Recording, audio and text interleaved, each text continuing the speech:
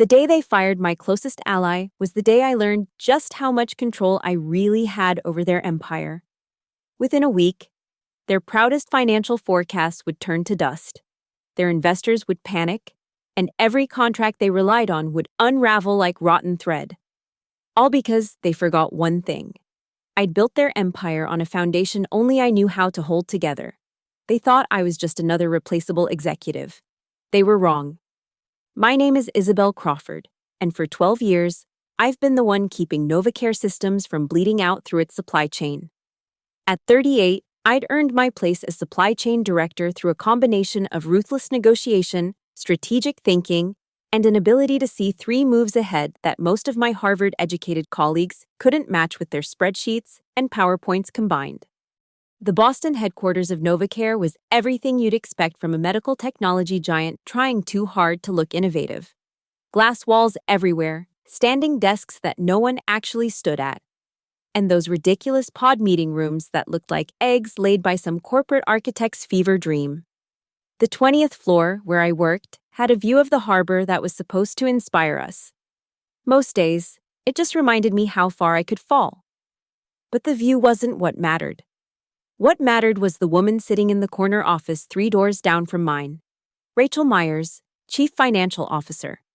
The only person in this building who understood that numbers weren't just data points, they were weapons, shields, and sometimes lifelines. Rachel and I had survived 7 CEOs, 4 hostile takeover attempts, and 1 particularly ugly FDA investigation that nearly buried the company in 2019. She was 42, brilliant in ways that made lesser minds uncomfortable, and had this habit of tilting her head slightly when she was about to eviscerate someone's financial projections. We'd become friends the way soldiers become friends, through shared battles and mutual respect for each other's ability to survive. She'd saved the company more times than anyone kept track of. When our primary supplier in Taiwan threatened to pull out over payment disputes, Rachel restructured our entire cash flow in 48 hours. When a competitor tried to poach our pharmaceutical contracts by undercutting our prices, she found inefficiencies in their public filings that proved they were operating at a loss, scaring off their investors. The woman was a financial surgeon, and she operated with precision that was beautiful to watch. Our partnership was the backbone of NovaCare's operational success. I handled the physical flow of products, the relationships with suppliers, the delicate dance of keeping our shelves stocked without drowning in inventory. Rachel made sure we could pay for it all, that our margins made sense, that our risks were calculated rather than reckless. Together, we'd built something that actually worked in an industry full of smoke and mirrors. The medical supply industry was cutthroat in ways that would make Wall Street traders squeamish. Lives depended on our products, sure, but that just meant the stakes were higher. Not that anyone played nicer. If anything, throwing the word life-saving into the mix just gave everyone better PR cover for their backstabbing. We'd weathered it all. The supply chain disruptions of 2020 that killed smaller companies, the semiconductor shortage that had everyone scrambling, the constant pressure to cut costs while maintaining quality in an industry where a single contaminated batch could trigger lawsuits that would bankrupt us. Rachel and I had developed a shorthand, a way of communicating in half sentences and raised eyebrows across conference rooms full of men who thought they knew better. I remember the last normal Tuesday we had together. She'd stop by my office with 2 cups of coffee from the place across the street, real coffee, not the swamp water from the break room. "Grant's sniffing around again," she said, settling into my spare chair like she owned it. "Grant Whitaker." I knew the name. Some consultant turned executive who'd been making waves at our competitor before they mysteriously downsized his division. "Cole's bringing him in for lunch tomorrow." She didn't have to explain who Cole was. Damian Cole, our newest CEO, 6 months into his reign of terror disguised as transformation. "Let me guess," I said. "Another revolutionary vision for synergistic optimization?" Rachel's laugh was sharp. "Something like that. Just watch your back, Isabel.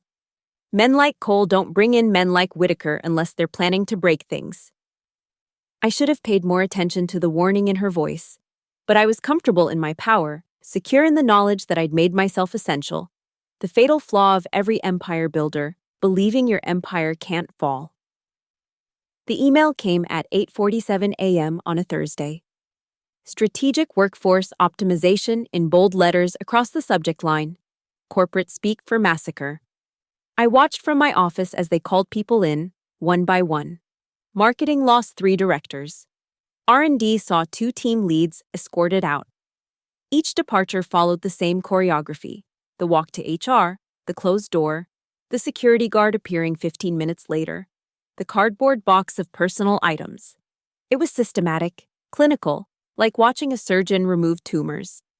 Except Damien Cole couldn't tell the difference between cancer and vital organs. At 11:15, I saw Rachel walk past my office toward the executive conference room. She didn't look at me, but I caught the slight stiffness in her shoulders, the way she held her portfolio like armor. I knew that walk. It was the walk of someone who just realized the firing squad wasn't for show. 23 minutes. That's how long it took them to dismantle 12 years of excellence.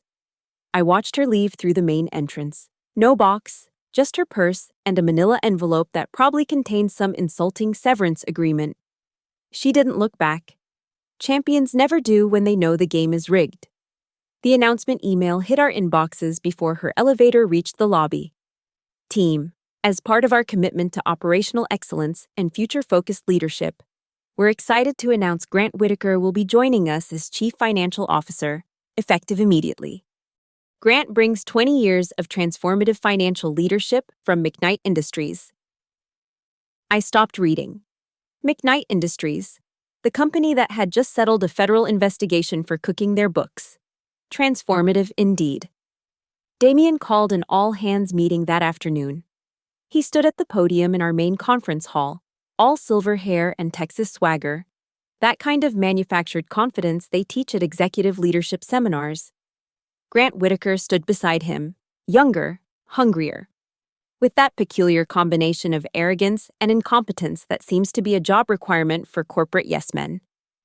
Change is never easy, Damien said, his voice carrying that false empathy that made my skin crawl. But Rachel's departure opens doors for fresh perspectives.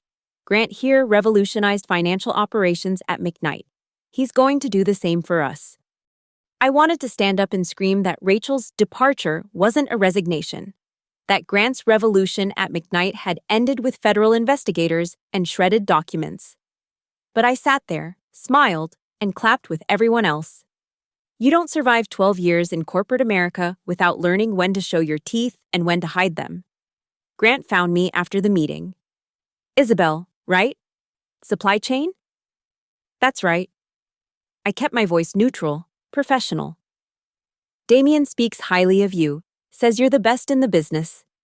His handshake was too firm, the kind that's trying to prove something. I'm looking forward to streamlining our operational costs. I'm sure we can find some fat to trim in your department. Fat to trim? My department ran leaner than a marathon runner. Any fat he found would be muscle, bone, or vital organs. I'm sure we'll work wonderfully together. I lied, matching his plastic smile. That night, I sat in my home office, a glass of wine untouched beside me, staring at my phone. Rachel had texted once. They offered me 3 months severance if I sign an NDA, 12 years.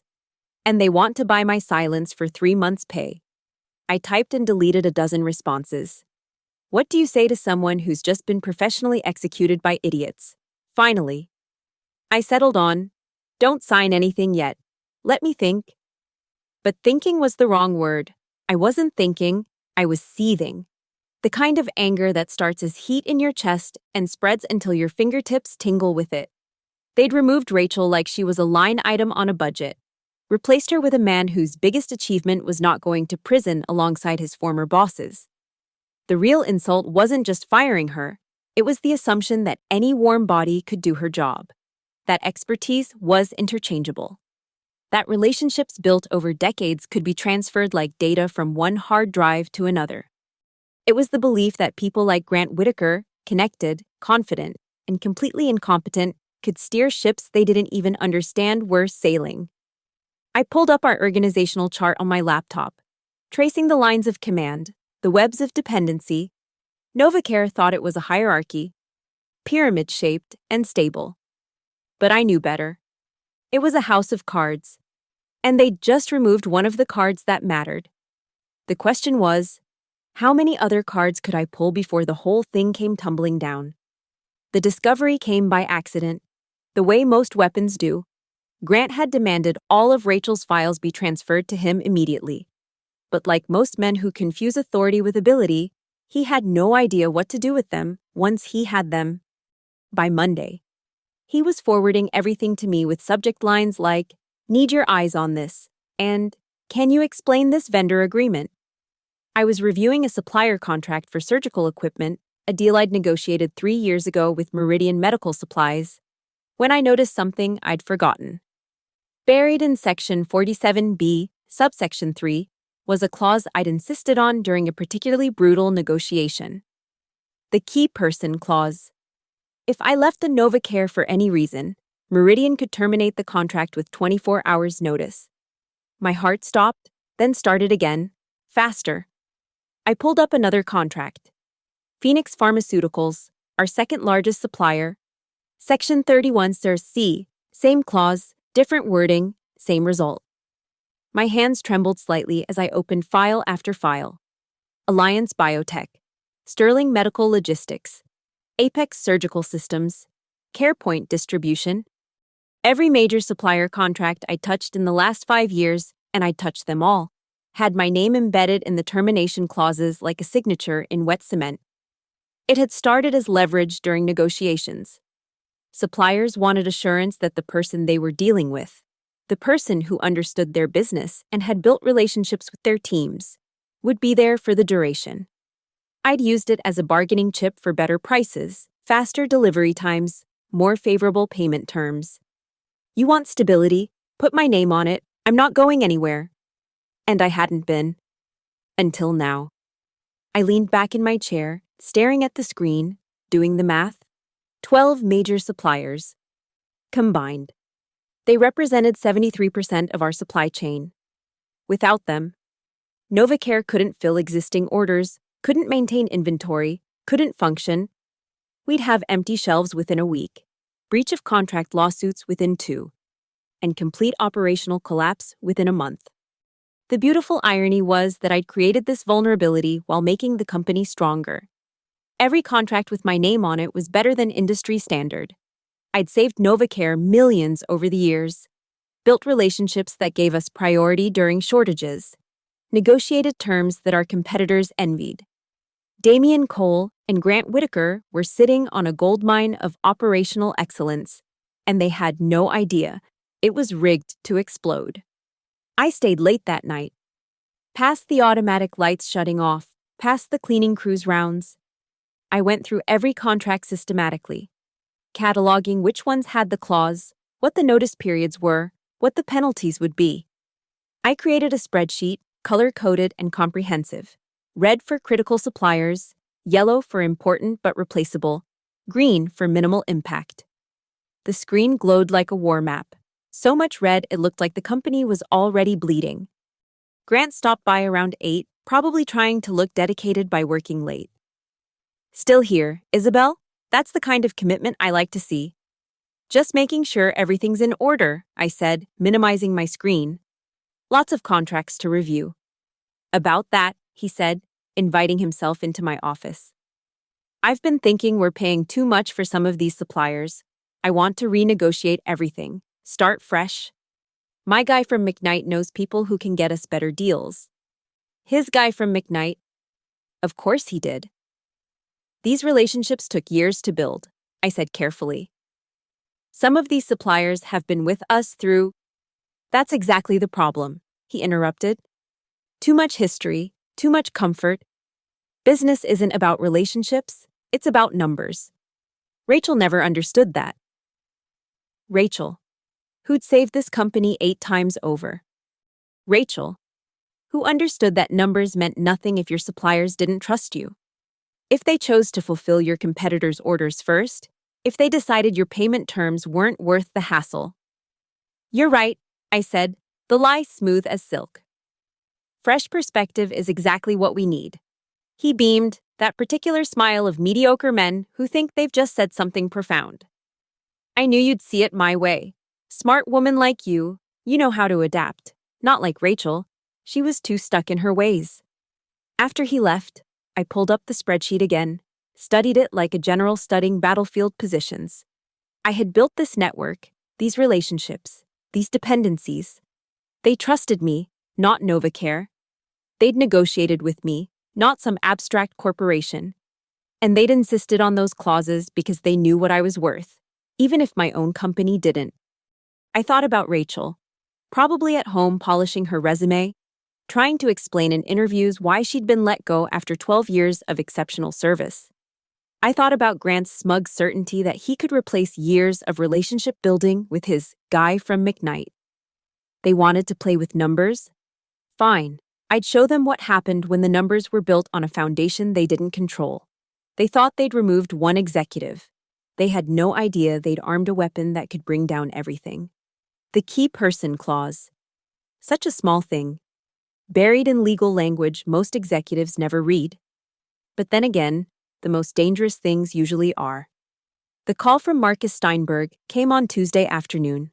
Marcus ran strategic acquisitions at Harlan Medical Group, our biggest competitor, and we'd known each other since our days at Johnson & Johnson 15 years ago.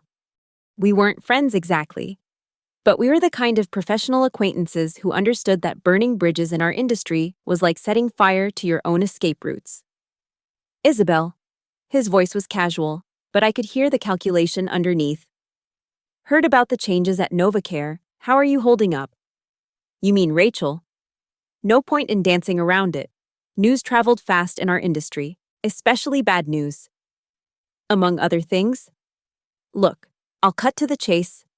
We have an opening, Senior VP of Finance. Rachel's name came up in our morning meeting. I spun my chair to face the window, watching the harbor below. That's interesting timing, Marcus, isn't it? Here's the thing. We both know Rachel's worth 10 of whoever they replaced her with. But she's not returning my calls. Professional courtesy, I assume, doesn't want to look desperate. Rachel's never been desperate a day in her life. Which is why we want her. But Isabel, here's what I'm really calling about. That position, it's part of a larger expansion.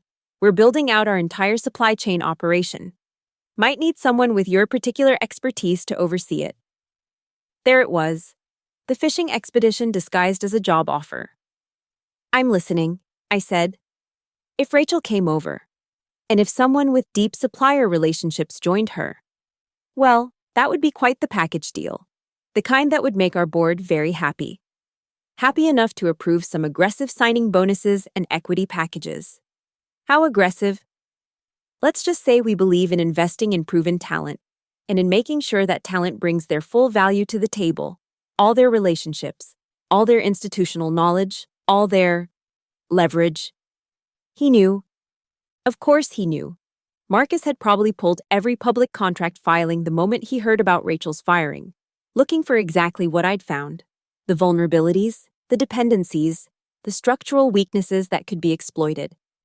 I'll talk to Rachel, I said. But Marcus, if this happens, I need your word on something. She gets the respect she deserves. No second guessing, no looking over her shoulder, no bringing in someone's nephew 6 months later to supervise her.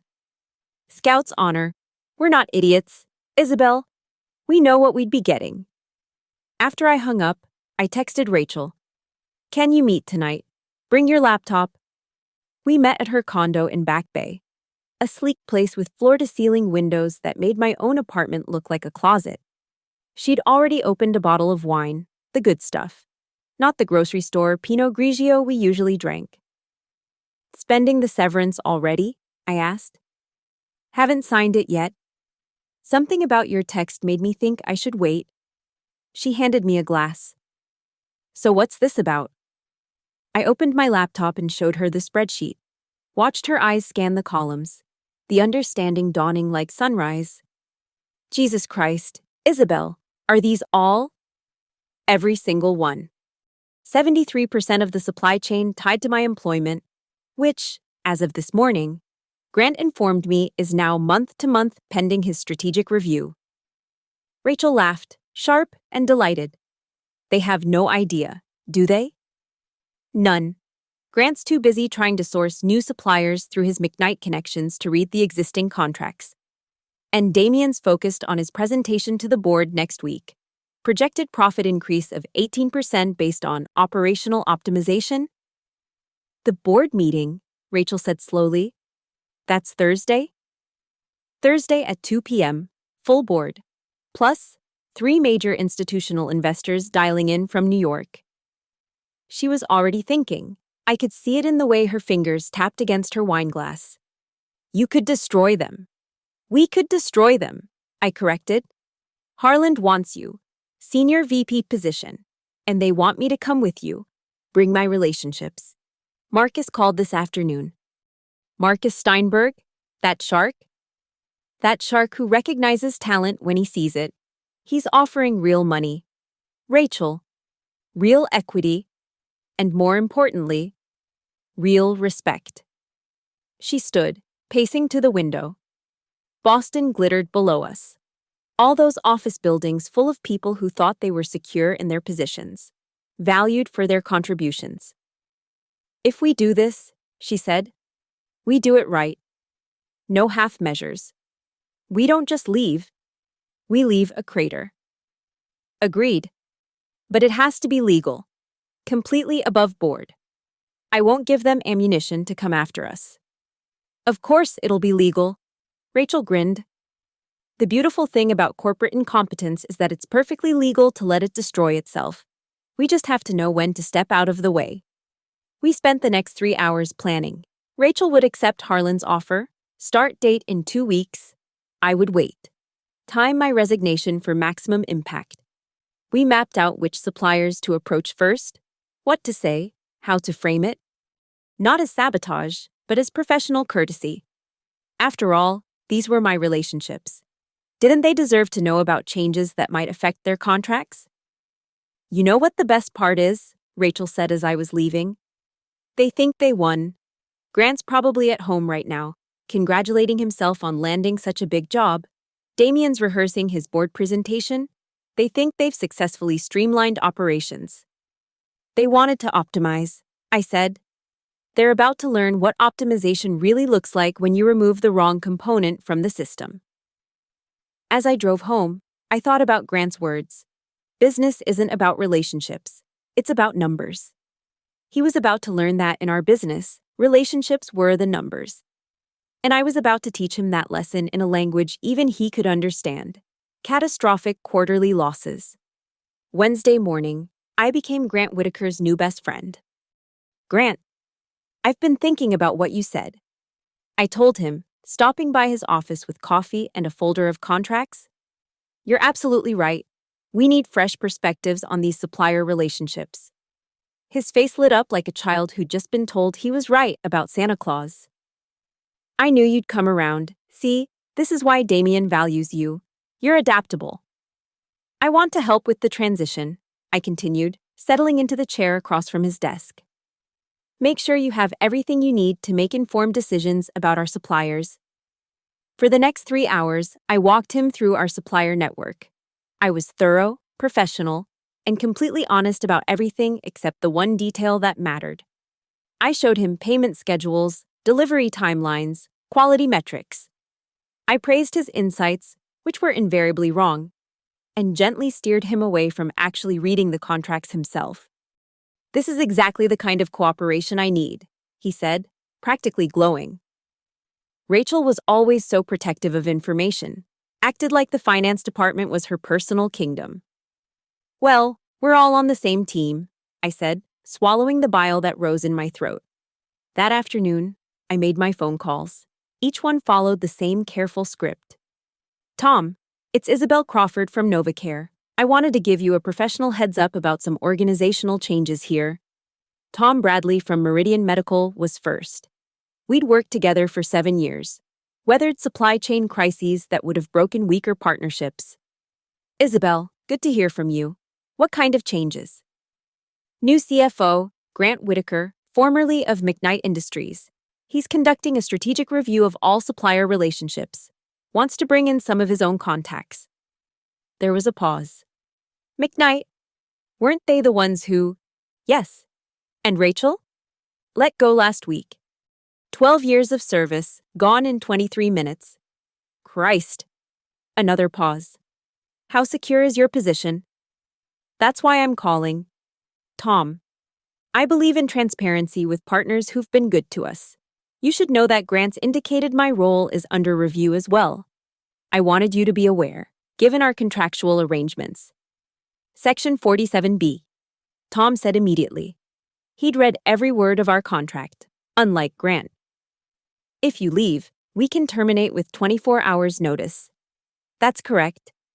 Isabel, are you telling me NovaCare might lose you? I'm telling you to be prepared for any eventuality. You might want to review your contingency plans. Ensure your legal team is aware of your options. I'd hate for changes here to catch you off guard. Understood. And Isabel, if you do leave, you'll call me. You'll be among the first to know. I made 11 more calls that afternoon. Each supplier reacted with the same mix of shock and anger. Several asked if I was planning to go to a competitor. I remained professionally vague, but let them draw their own conclusions. By Thursday morning, Grant was drowning in emails and calls. I watched from my office as he frantically tried to manage conversations he didn't understand with people he'd never met about contracts he hadn't read. Isabel. He practically burst into my office at 10 a.m. I'm getting calls from suppliers about contract reviews. They're asking about termination clauses, transition planning. What's going on? I put on my best concerned face. That's strange. Did something leak about the strategic review? It must have.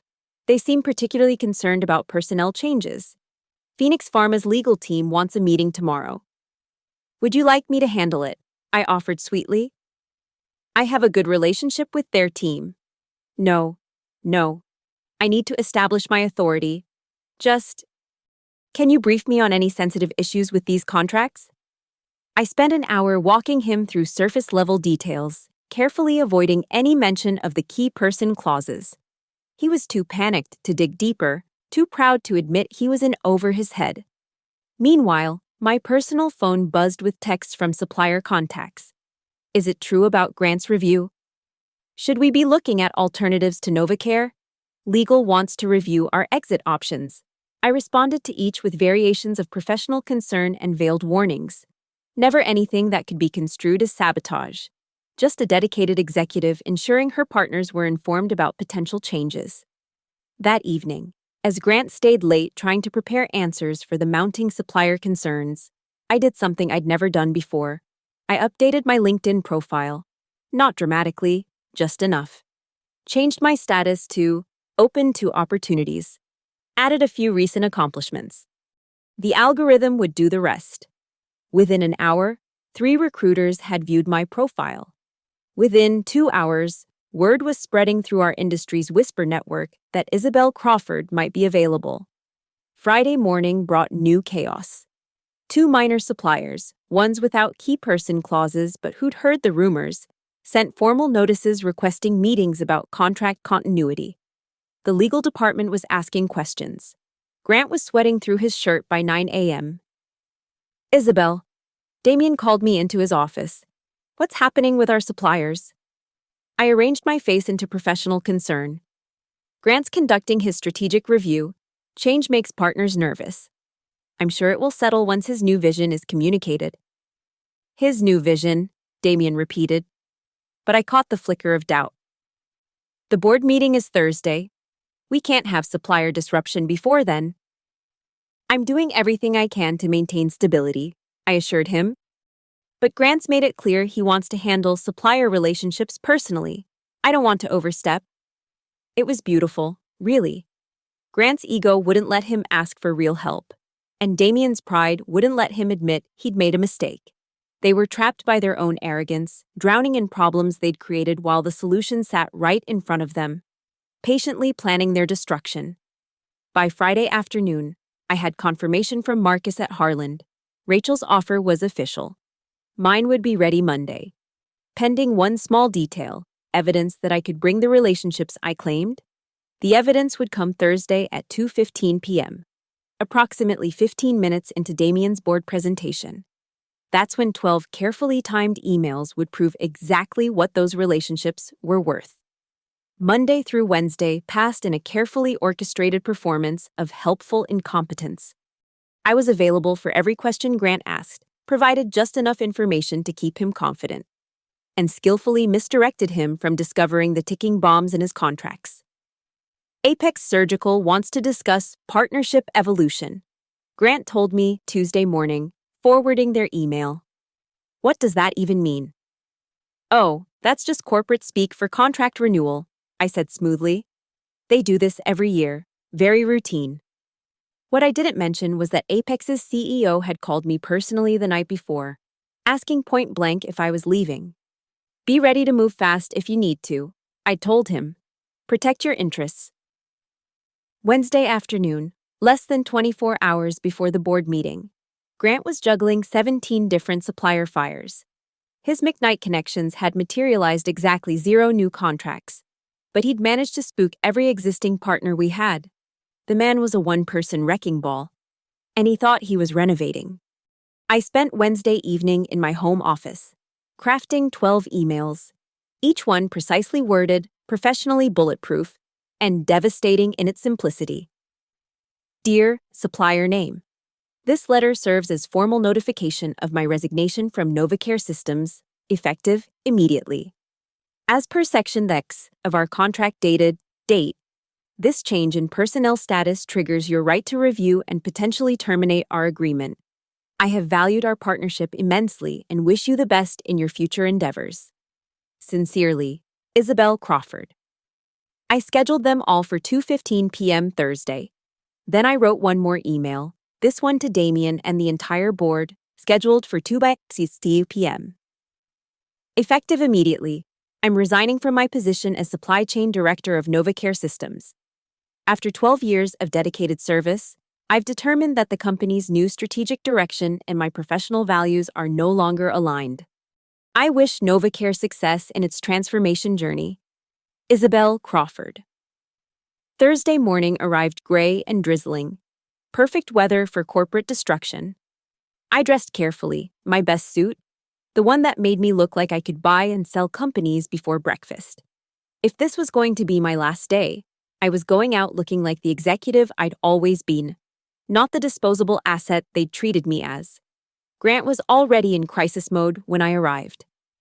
Phoenix is threatening to pause shipments pending executive clarification. What does that mean? It means they want to know who's in charge, I said truthfully. You should probably address that in person after Damien's presentation. After? Can't it wait until tomorrow? Your call. But paused shipments mean empty shelves by Monday. He went pale. We had 3 major hospital systems depending on Phoenix's deliveries. Empty shelves meant surgeries postponed, treatments delayed, contracts breached. I'll go right after the board meeting, he decided. Can you hold them off until then? I'll do my best, I promised, knowing that in 3 hours there would be nothing left to hold. At 1:45 p.m., I walked through the executive floor one last time. Past Rachel's old office, now cluttered with Grant's mess. Past the conference rooms where we'd fought and won so many battles. Past Damien's corner office where he was probably practicing his presentation. Polishing his lies about sustainable growth and operational excellence. I sat at my desk, watching the clock. At 2:02 p.m., my resignation email fired. At 2:05, my phone started buzzing with calls from board members. I ignored them all. At 2:10, I grabbed my personal items, already packed in a single banker's box, and headed for the elevator. I could hear Damien's voice from the main conference room, confident and commanding, selling his vision of a transformed NovaCare. At 2:14, I stood in the lobby, looking up at the floors above. Somewhere up there, Damien was probably just getting to his supply chain efficiency slides, boasting about cost reductions and optimized operations. At 2:15, my phone exploded with notifications as 12 emails sent simultaneously. I walked out of the building as the first dominoes began to fall. By the time I reached my car, I had 3 voicemails from Damien, 2 from board members, and 1 from Grant that was just heavy breathing and what sounded like papers shuffling. But the only message that mattered was the text from Marcus at Harland. Heard you're available. Offer letter ready for signature. Welcome to the winning team. I sat in my car for a moment, watching the rain streak down the windshield, imagining the chaos erupting 20 floors above. Suppliers would be calling their lawyers. The board would be demanding answers. Grant would be discovering what those contracts he'd never read actually said. And Damien would be watching his beautiful projections crumble like wet sand. They'd wanted to optimize operations by removing the human element, treating expertise like it was interchangeable, relationships like they were renewable. They were about to learn that some things, once broken, can't be fixed with a new hire or a consultant's PowerPoint. As I drove away from NovaCare for the last time, my phone rang again, Grant's name on the screen. I let it go to voicemail, then deleted it without listening. He'd figure it out eventually. Or he wouldn't. Either way, it wasn't my problem anymore. By 2:30 p.m., the NovaCare building had become a war zone of ringing phones and panicked voices.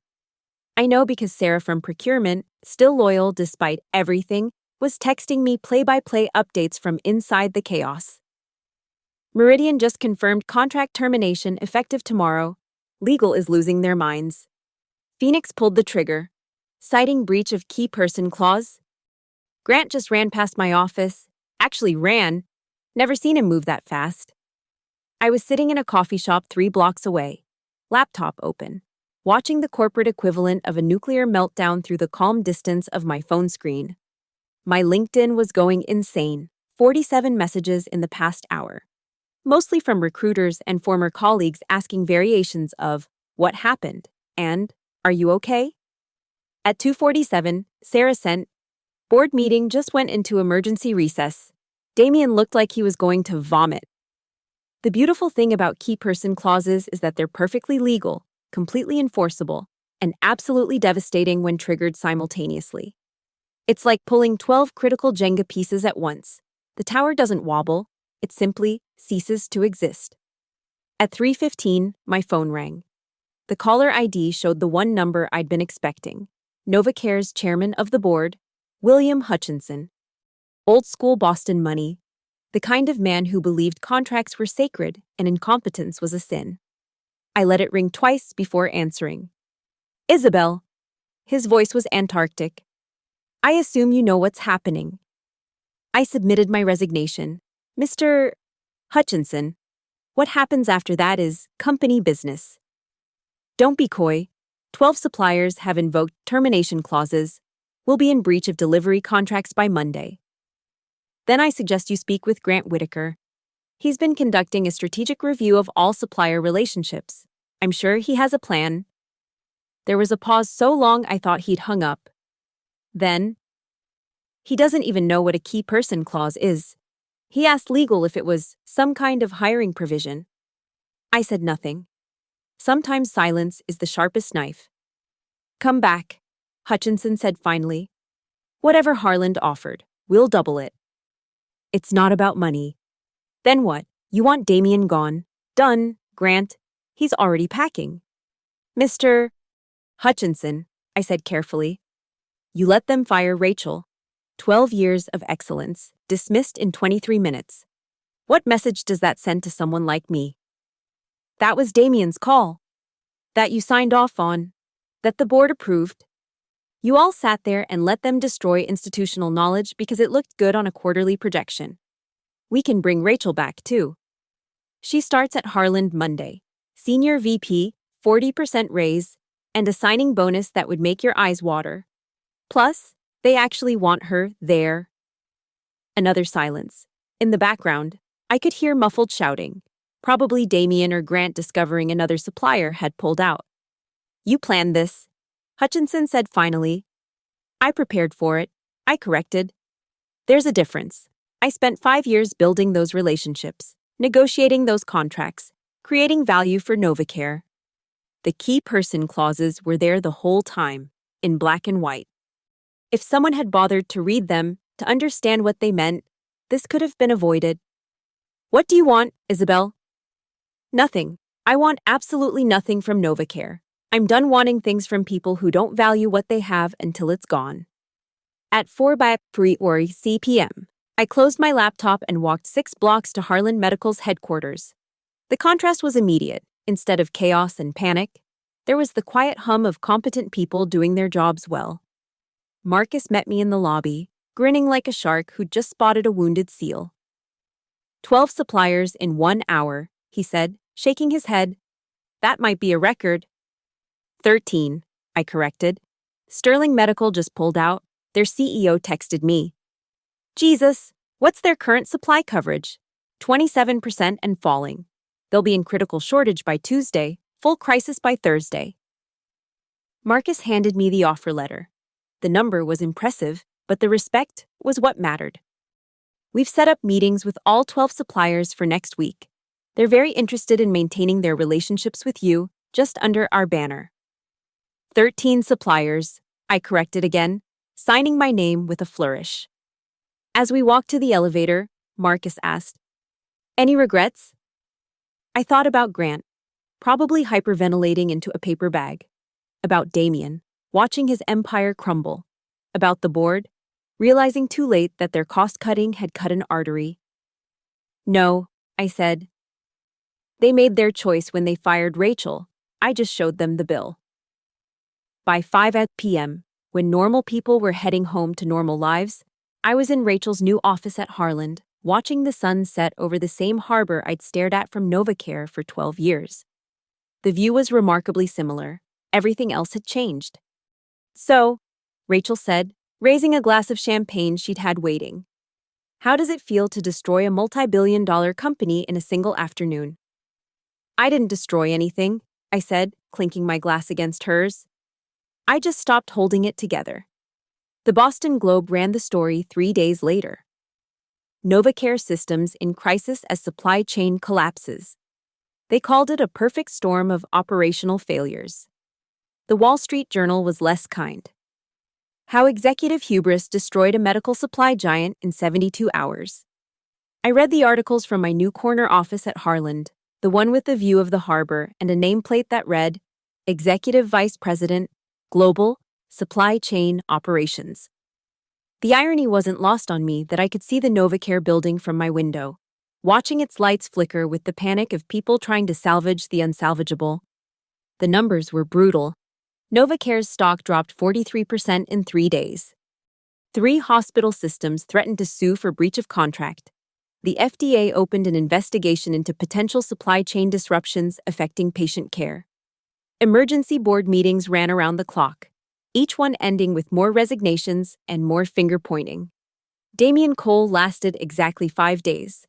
The board gave him the choice, resign or be fired for cause. He chose resignation, probably to preserve some shred of his reputation, though the damage was done. No company would touch him now. Not after this spectacular failure. Grant Whitaker didn't even get that courtesy.